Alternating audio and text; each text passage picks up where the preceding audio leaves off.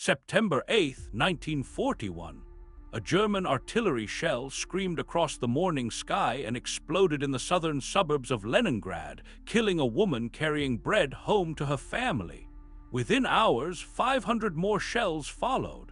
By nightfall, the city of 5 million people was completely encircled. Hitler had given explicit orders. Leningrad must be erased from the face of the earth. No surrender would be accepted.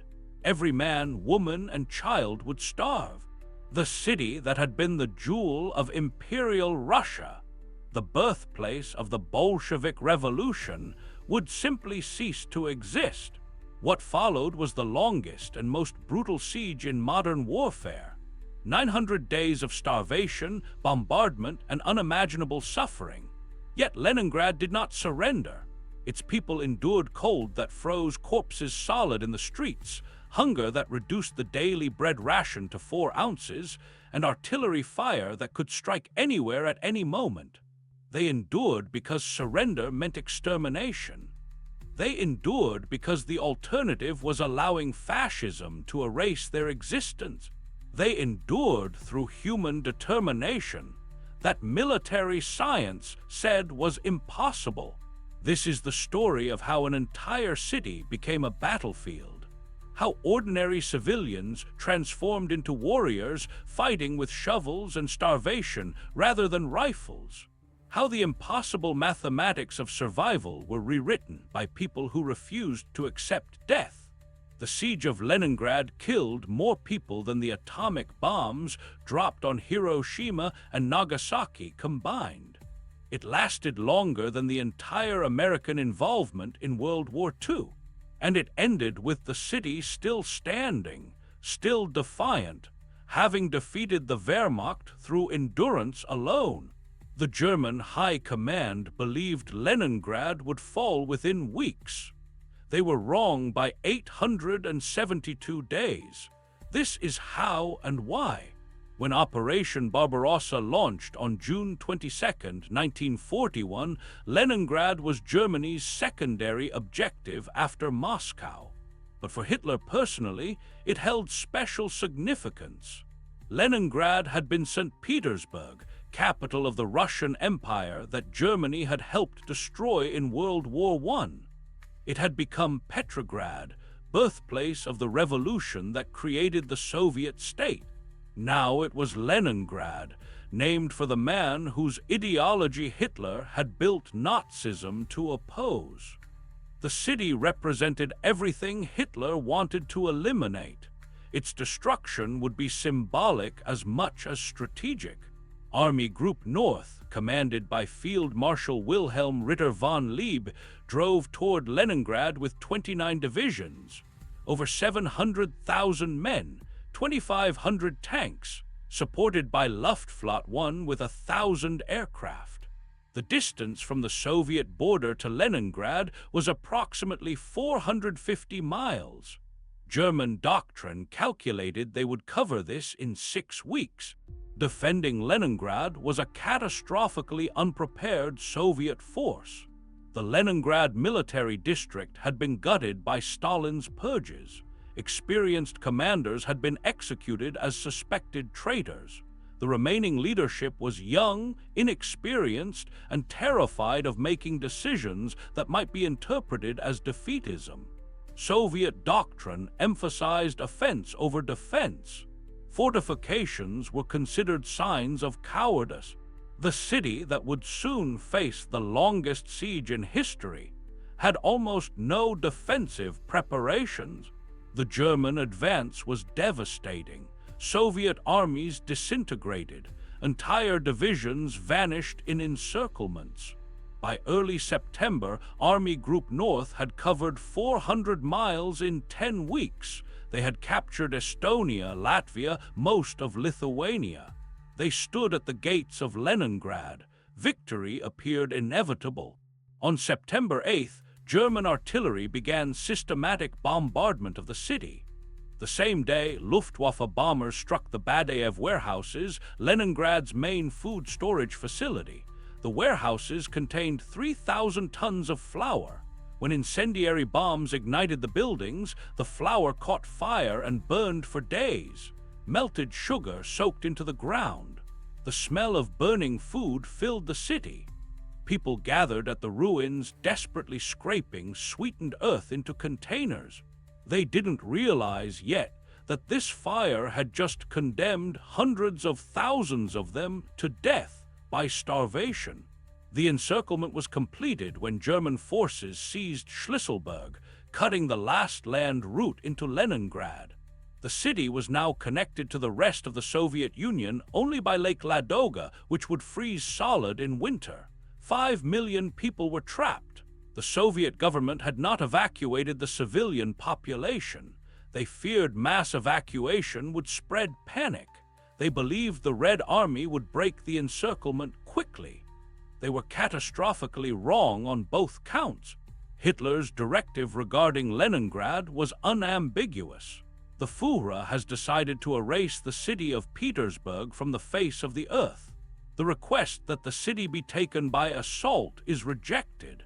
We have no interest in preserving any part of the population. The proposal is to seal the city and flatten it with artillery and air bombardment. Any request for surrender will be rejected. The city will be destroyed and its population will die. This was not military strategy. This was genocide.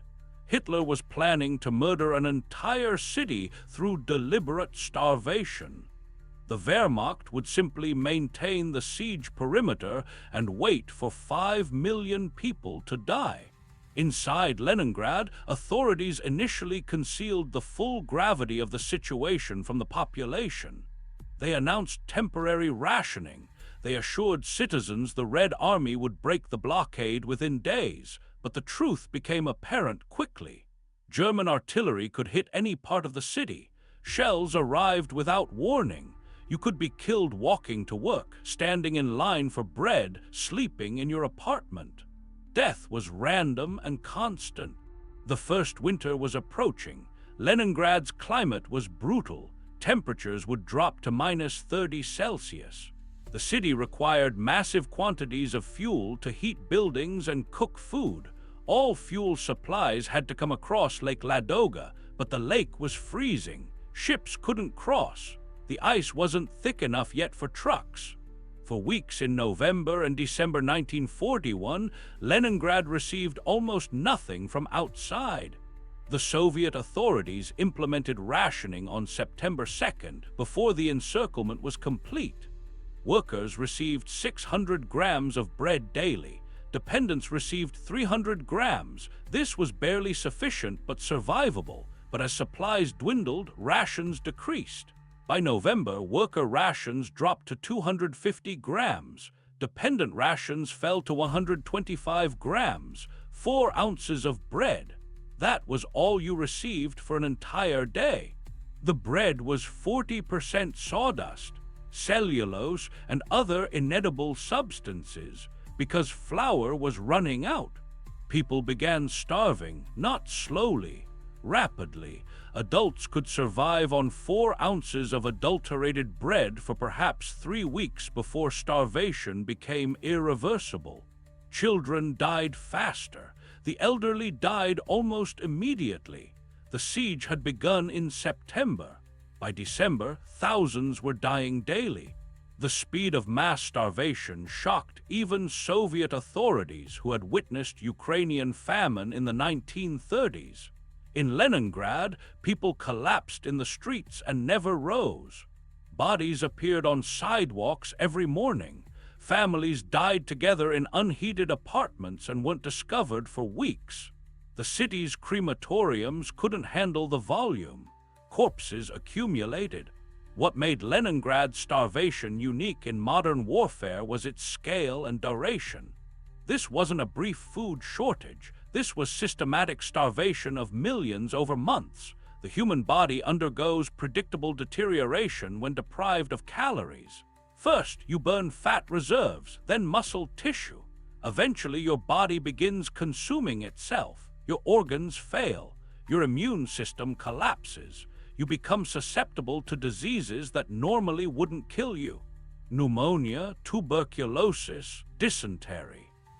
In Leningrad, people died of combinations of starvation, cold, and disease that created a medical catastrophe unlike anything seen before.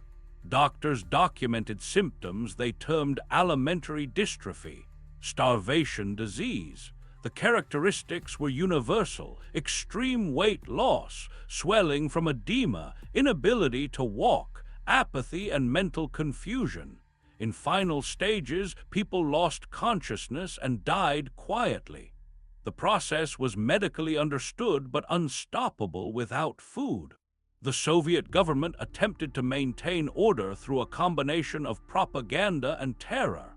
Loudspeakers throughout the city broadcast messages assuring citizens that relief was coming, that the Red Army was preparing offensives to break the blockade, that citizens must endure for the motherland. Simultaneously, the NKVD arrested anyone suspected of defeatism. Discussing surrender was a capital offense. Stealing food earned execution.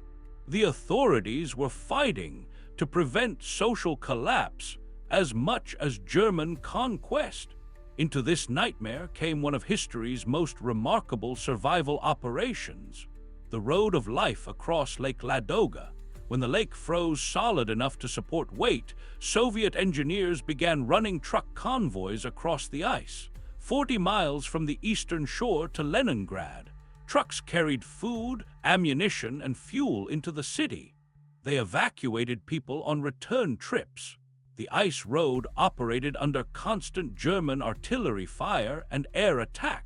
Trucks broke through thin ice and sank with drivers and cargo. But it was Leningrad's only connection to survival. The Road of Life saved Leningrad but couldn't save everyone. The trucks could transport only a fraction of what 5 million people needed. Food deliveries increased from nothing to barely sufficient for survival. Rations rose from 125 grams to 200 grams in February 1942. Still starvation levels, but enough that the death rate began declining. The winter of 1941 to 42 killed approximately 500,000 people in Leningrad. 500,000 deaths in 4 months. The largest loss of civilian life in any siege in recorded history. German artillery and air raids killed thousands, but starvation and cold killed hundreds of thousands. People adapted to survive through measures that broke every social norm. They ate everything organic: leather belts, book bindings, wallpaper paste, carpenter's glue boiled from animal hoofs. They scraped oil residue from factory floors. They collected and ate cottonseed cake intended for animals. When all else failed, some turned to cannibalism. The Soviet authorities documented but suppressed information about cannibalism in Leningrad. NKVD records show approximately 2,000 people arrested for cannibalism during the siege. Most were executed immediately. The real number was certainly higher because many cases went unreported. People who survived by eating the dead were often killed by their own families to prevent discovery. Leningrad's starvation had created moral situations for which civilization had no framework.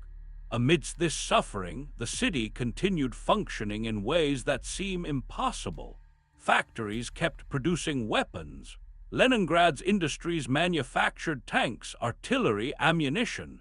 Workers operated machinery while starving.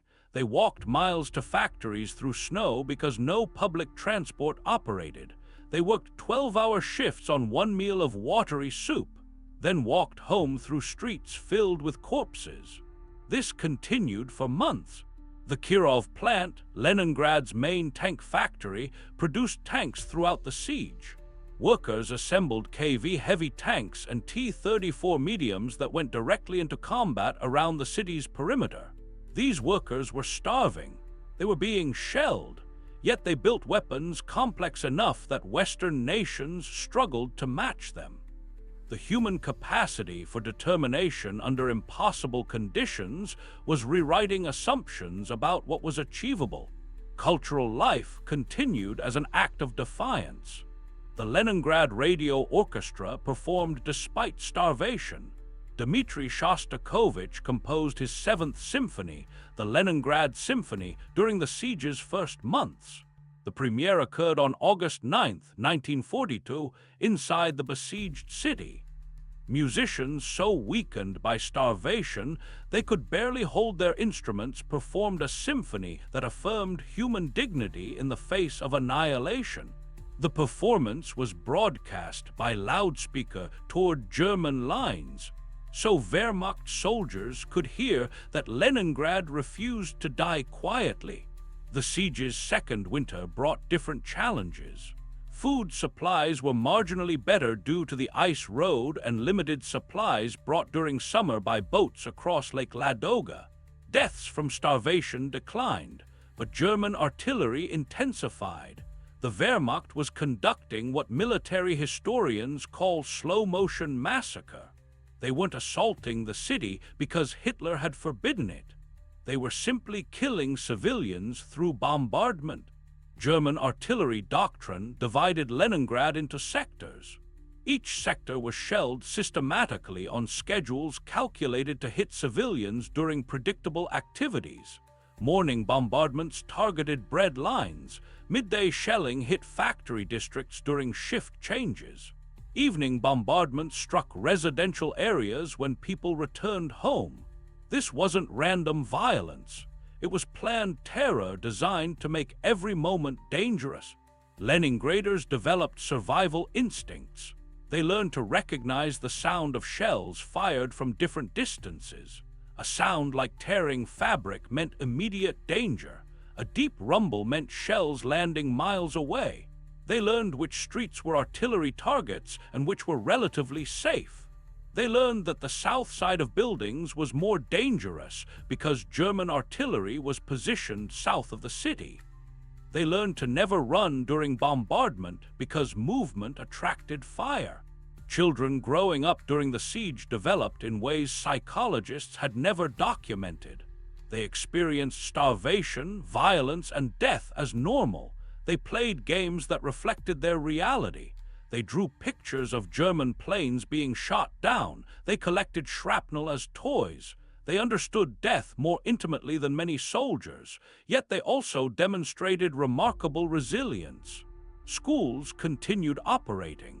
Children attended classes in unheated buildings. Teachers taught lessons while artillery shells exploded blocks away. Education continued because stopping would be surrender. The Soviet military made repeated attempts to break the siege. Each offensive followed the same pattern. Soviet forces would attack German positions with massive numerical superiority. German defenders would inflict catastrophic losses. Soviet forces would briefly capture territory before German counterattacks restored the front line. The Leningrad Front launched 4 major offensives in 1942. All failed with combined casualties exceeding 500,000 Soviet soldiers. These failed offensives were strategically necessary even at terrible cost. They forced Germany to maintain Army Group North around Leningrad rather than transferring those divisions to other fronts. The Wehrmacht kept 30 divisions besieging Leningrad when those forces were desperately needed at Stalingrad and in Ukraine. Leningrad's continued resistance was tying down German resources that could have changed outcomes elsewhere. In January 1943, Soviet forces launched Operation Iskra.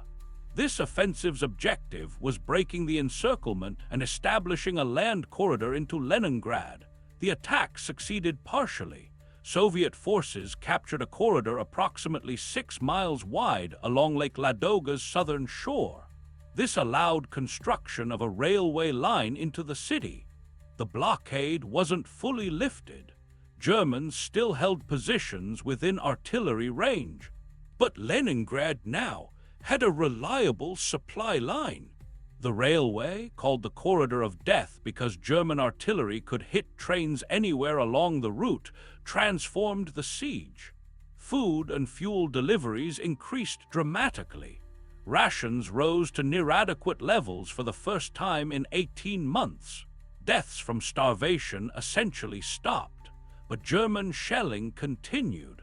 You could now get enough food to survive, but could still be killed by artillery at any moment. The siege continued through 1943.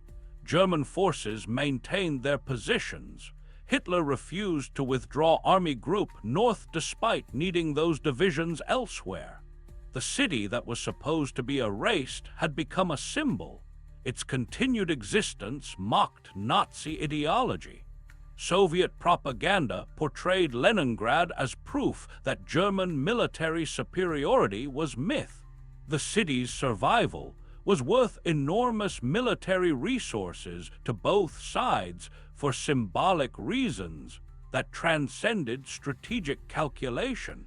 Daily life in Leningrad during 1943 bore little resemblance to normal urban existence. The population had decreased from 5 million to less than 1 million through death and evacuation. The survivors lived among ruins. Entire neighborhoods were uninhabitable from shelling. Bodies still lay in some buildings where they'd frozen in winter 1941 to 42. The smell of death permeated everything. Yet people continued working, studying, performing. Human beings were proving they could survive conditions that should have been unsurvivable. German soldiers besieging Leningrad experienced their own suffering. Army Group North's rations were adequate but monotonous. Winter conditions were brutal for besiegers as well as besieged. German casualties from Soviet counterattacks were severe. Soldiers who'd expected quick victory found themselves trapped in static warfare that resembled World War I trenches. Many German soldiers documented growing respect for Leningrad's defenders in diaries and letters. They were fighting an enemy who refused to quit despite having every rational reason to surrender. The siege's military geography created situations unlike any other World War II battlefield. The front line ran through Leningrad's southern suburbs. In some locations, German and Soviet positions were separated by less than a mile. This meant constant patrol actions, sniper operations, and small unit combat. Neither side could concentrate forces for decisive operations because doing so risked Soviet counteroffensives elsewhere or German breakthroughs.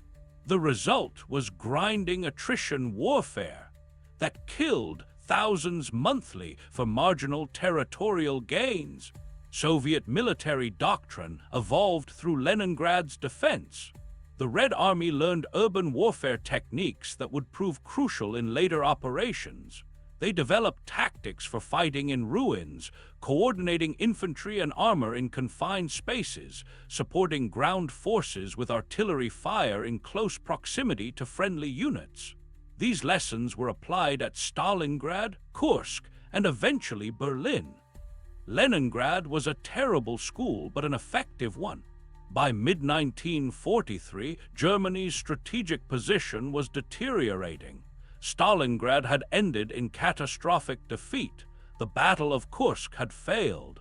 The Wehrmacht was being pushed back across Ukraine. Army Group North remained strong but was increasingly isolated. Hitler continued insisting Leningrad must not be relieved, but German resources to maintain the siege were shrinking. Soviet forces prepared a massive offensive for January 1944. The objective was complete liberation of Leningrad and destruction of Army Group North. The Leningrad Front and Volkhov Front coordinated their attacks with the Second Baltic Front. Nearly 1 million Soviet soldiers with thousands of tanks and thousands of artillery pieces concentrated against German positions.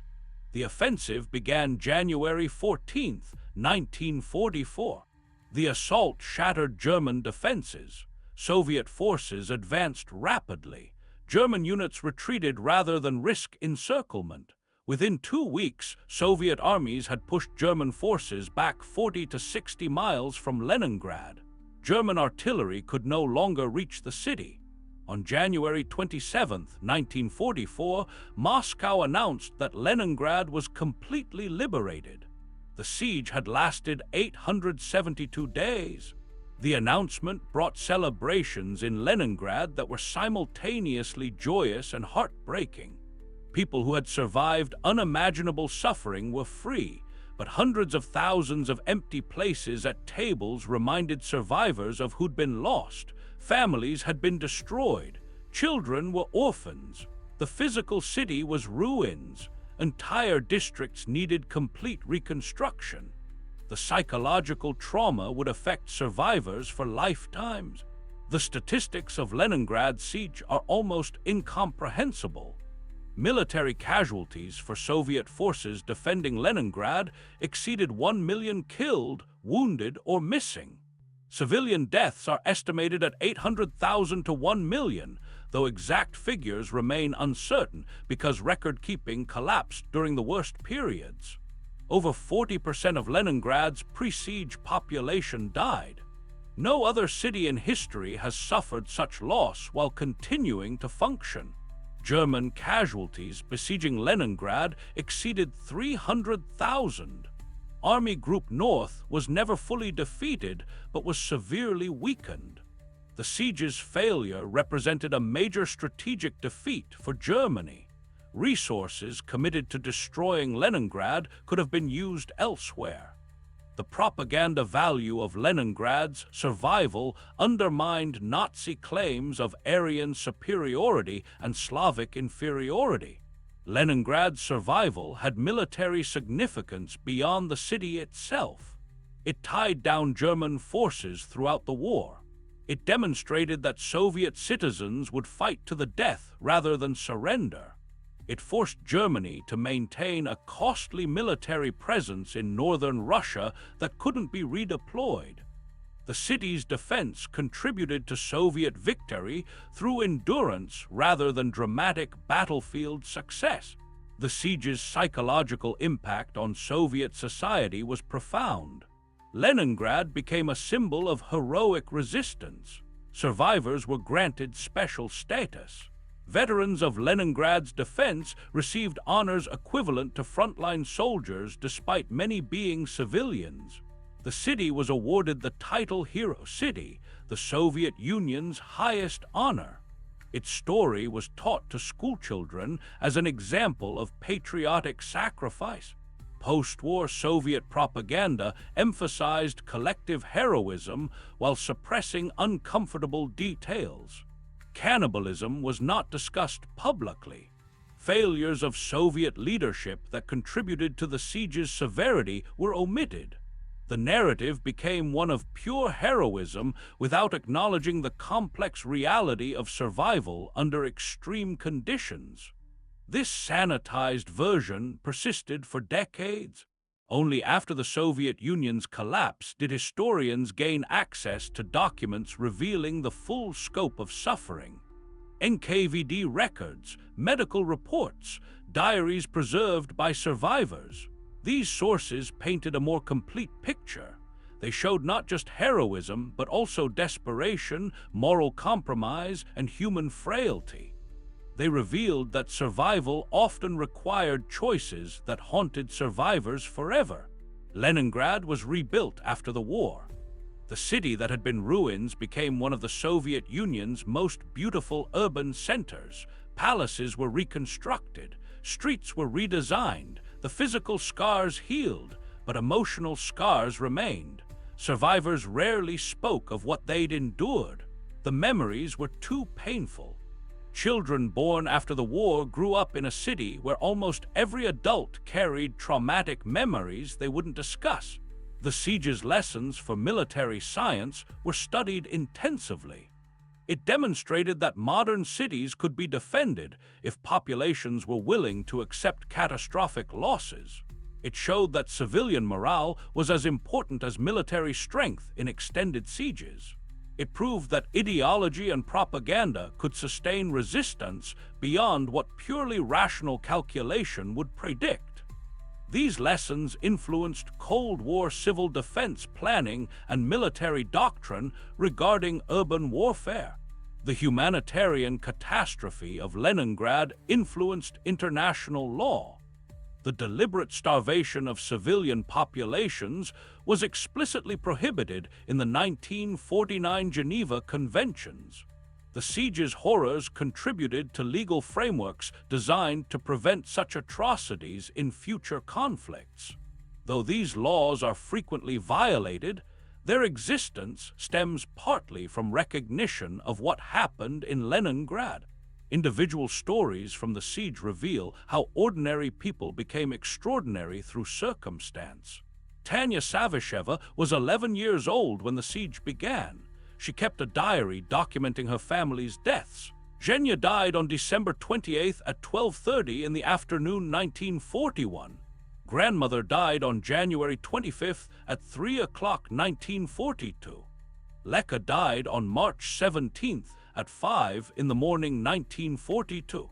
Uncle Vasya died on April 13th at 2 in the morning 1942. Uncle Lesha died on May 10th at 4 in the afternoon 1942. Mother died on May 13th at 7:30 in the morning 1942. The Savishevs are dead. Everyone is dead. Only Tanya is left. Tanya was evacuated but died in 1944 from tuberculosis contracted during the siege. Her diary became one of the most famous artifacts of the siege, displayed at the Nuremberg trials as evidence of Nazi crimes. Dmitri Shostakovich's Seventh Symphony remains one of the siege's most powerful cultural legacies. The composer intended it as a musical representation of resistance against fascism. The famous invasion theme, with its relentless repeating motif, represents the Wehrmacht's mechanical advance. The symphony's triumphant conclusion affirms that humanity and culture survive even when military forces fail. It was performed worldwide during the war as a symbol of Allied determination. Medical professionals in Leningrad made discoveries about human physiology under extreme starvation that advanced medical science. Their research was conducted under unthinkable conditions, but yielded knowledge about survival limits, nutritional requirements, and disease progression that influenced treatment protocols for famine victims worldwide. This knowledge came at the price of witnessing thousands of deaths doctors couldn't prevent.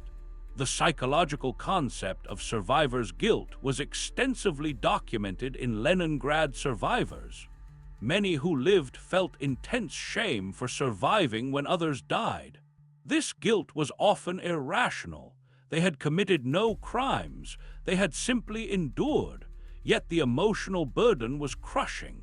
Psychologists working with survivors developed therapies that became foundational for treating trauma in later conflicts.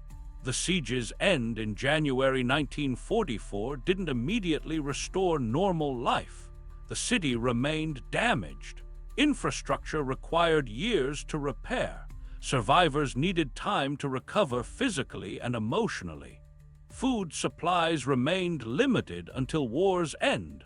But the existential threat was gone. People could live without constant fear of starvation and bombardment. By war's end in May 1945, Leningrad had transformed from ruins into a functioning city again. Survivors had rebuilt while simultaneously processing incomprehensible loss. The city's resurrection paralleled the Soviet Union's recovery from near destruction. Both had been pushed to the edge of extinction and survived through determination that rational analysis said was impossible. The siege of Leningrad stands as one of history's most extreme examples of human endurance under conditions designed to cause total annihilation. Hitler wanted the city erased. The Wehrmacht was ordered to starve its population. For 872 days, 5 million people, then 1 million survivors, refused to die quietly. They endured hunger that killed hundreds of thousands, cold that froze corpses in streets, artillery fire that struck randomly and constantly, and they refused to surrender. This wasn't heroism in the conventional military sense. Most defenders weren't soldiers. They were factory workers, teachers, musicians, children. They fought with shovels digging fortifications, with continued work despite starvation, with performance of symphonies while shells fell. Their resistance was simply refusing to stop existing. That refusal defeated the Wehrmacht's siege more completely than any military victory could have. The cost was terrible beyond comprehension. Approximately 1 million civilians dead, over 1 million soldiers killed, wounded, or captured, a generation traumatized, families destroyed, a city reduced to ruins. These losses can be quantified but not fully understood by those who didn't experience them. The survivors carried memories they often couldn't articulate because language failed before such suffering. Yet Leningrad survived. The city Hitler swore to erase still stands. Its people persisted through conditions that should have been unsurvivable. They proved that human determination can overcome what military science, logistics, and rational calculation declare impossible. The siege of Leningrad was a military operation, but it was ultimately decided by civilians who simply refused to die. Their endurance changed history. If this journey through one of World War II's most devastating yet inspiring stories has moved you, if you want to understand how ordinary people accomplished the extraordinary under history's darkest circumstances, subscribe to WW2 War Rewind. We're rewinding history daily to reveal the stories textbooks overlook, the battles fought with courage rather than bullets, the victories won through endurance rather than tactics, the people who changed the war without ever firing a shot. These stories deserve to be remembered in full detail, not reduced to statistics. Subscribe so we can continue bringing them to light. Tomorrow brings another chapter from the war that refuses to be forgotten,